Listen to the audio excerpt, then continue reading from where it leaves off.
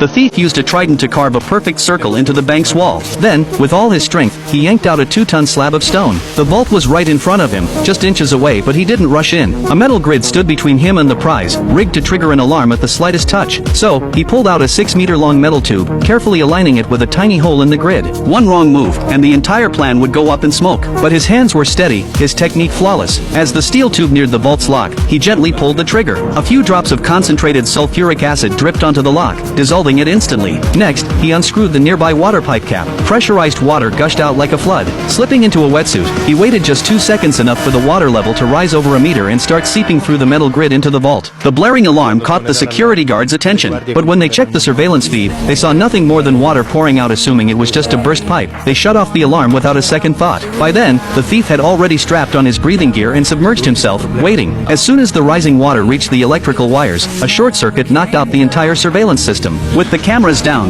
the real heist was about to begin.